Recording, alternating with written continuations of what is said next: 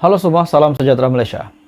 Terdapat satu isu hangat yang saya nak kongsikan dengan Anda hari ini. Menurut pendedahan yang saya lihat ini, benarkah RM 6 bilion? Malaysia berhak RM 6 bilion ini? Persoalannya, siapakah pihak yang berhutang sebanyak RM 6 bilion ini kepada Malaysia? Jumlah RM 6 bilion ini bukannya jumlah yang sedikit. Namun di dalam isu ini saya melihat sebuah artikel ini telah menyebut nama bekas Perdana Menteri yaitu Muhyiddin Yassin. Persoalannya lagi, adakah Muhyiddin Yassin terlibat dengan hutang RM 6 bilion ini yang sepatutnya dilangsaikan dibayar kepada Malaysia? Akhirnya pendedahan ini yang saya rasa memang ramai rakyat Malaysia tidak tahu. Bayar hutang RM 6 bilion kepada Malaysia tanpa berdalih lagi. Johari Gesah Goldman. Oke, saudara-saudara semua, tuan-tuan dan puan-puan semua yang saya kasihi, saya meminta jasa baik Anda untuk tekan butang like, share video ini kepada ramai orang, supaya ramai yang tahu tentang isu yang panas ini. Dan jangan lupa tekan butang subscribe. Isu berkenaan dengan hutang RM 6 bilion ini yang digesa oleh Johari supaya Goldman membayar hutang RM 6 bilion ini kepada Malaysia tanpa berdalih lagi. Goldman Sachs mengambil kesempatan atas rundingan tidak mencukupi yang dibuat oleh kerajaan terdahulu, pimpinan Muhyiddin Yassin, untuk menangguhkan pembayaran sejumlah besar yang masih terhutang kepada Putrajaya bawah perjanjian penyelesaian yang dimeterai lebih 2 tahun lepas, kata bekas Menteri Kewangan kedua Johari Ghani. Maksudnya, adakah Muhyiddin Yassin sebagai Perdana Menteri yang lama ataupun bekas Perdana Menteri di bawah pimpinan pada ketika itu terlibat dengan penangguhan pembayaran RM 6 bilion ini kepada Putrajaya? Goldman Sachs mengambil kesempatan atas rundingan yang tidak mencukupi yang dibuat oleh kerajaan pimpinan Muhyiddin Yassin yang dulu untuk menangguhkan pembayaran sejumlah besar hutang ini.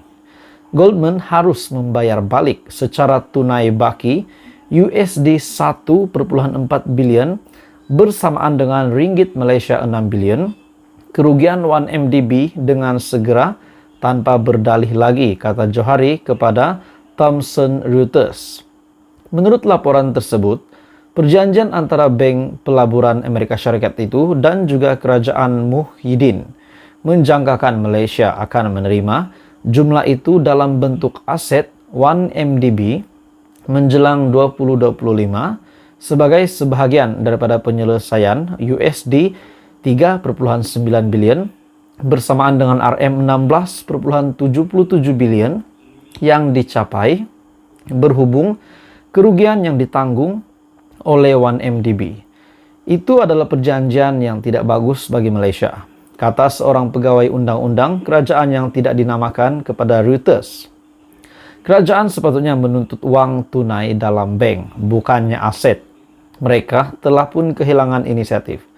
Jadi apakah komen daripada Perdana Menteri? 2 minggu lepas, Perdana Menteri Anwar Ibrahim menuntut Goldman menghormati penyelesaiannya dengan kerajaan atas peranannya dalam skandal 1MDB. Katanya bank itu tidak seharusnya menggunakan kekuatan kewangannya untuk menentukan syarat-syarat. Dalam temu bual bersama Haslinda Amin daripada Bloomberg Television, Anwar sebagai Perdana Menteri Malaysia yang ke-10 telah menggesa agar Goldman menyelesaikan pertikaian berhubung perjanjian penyelesaian yang dimeterai pada Julai 2020 dengan Malaysia FMT. Bayar hutang RM 6 bilion kepada Malaysia tanpa berdalih lagi. Johari akhirnya menggesah Goldman. Saudara-saudara semua, ini satu isu yang panas. Apa komen Anda? Teruskan bersama di dalam channel ini. Jangan lupa tekan butang like, share, dan subscribe. Halo semua, salam sejahtera Malaysia. Satu keputusan mahkamah yang saya rasa Ini pasti berita gembira kepada Perdana Menteri Malaysia ke-10, kepada Datuk Seri Anwar Ibrahim. Seperti yang kita sudah tahu sebelum ini, setelah Anwar Ibrahim yang menjadi Perdana Menteri, yang telah mengangkat sumpah sebagai Perdana Menteri Malaysia yang ke-10 pada November tahun 2022, akhirnya banyak tuduhan, banyak tomahan, banyak kritikan, banyak serangan yang dilakukan kepada Datuk Seri Anwar Ibrahim. Bahkan rahsia ataupun bukan rahsia, bahkan sejarah-sejarah yang lampau daripada Datuk Seri Anwar Ibrahim pun dibongkar juga, dikorek untuk menyerang Datuk Seri Anwar Ibrahim. Dan pada akhirnya saudara-saudara semua, hari ini satu keputusan mahkamah dan satu kejutan daripada PAS juga, daripada Pesuruhjaya PAS, di mana kenyataan ini bagi saya ini satu kemenangan bagi Datuk Seri Anwar Ibrahim. Pesuruhjaya PAS Perak mohon maaf. Kes saman fitnah Anwar akhirnya selesai. Kes saman fitnah oleh Datuk Seri Anwar Ibrahim terhadap Razman Zakaria selesai apabila Pesuruhjaya PAS Perak itu membuat permohonan maaf secara terbuka kepada Perdana Menteri di Mahkamah Tinggi Taiping. Saman berkenaan juga berhubung ucapan Razman yang didakwa mengaitkan pengerusi Pakatan Harapan itu membawa agenda songsang lesbian, gay, bisexual dan transgender ataupun LGBT. Jadi mereka dilihat menggunakan LGBT untuk menyerang Datuk Seri Anwar Ibrahim. Namun pada akhirnya Anwar Ibrahim yang benar telah menegakkan keadilan, dan kita dapat lihat bahwa Pesuruhjaya PAS Perak tersebut, yaitu Razman Zakaria, telah pun memohon maaf secara terbuka kepada Datuk Seri Anwar Ibrahim di Mahkamah Tinggi. Oke, saudara-saudara semua, sebelum saya meneruskan, saya meminta jasa baik Anda untuk tekan butang like, share video ini kepada ramai orang, dan tekan butang subscribe, sebab subscribe itu percuma.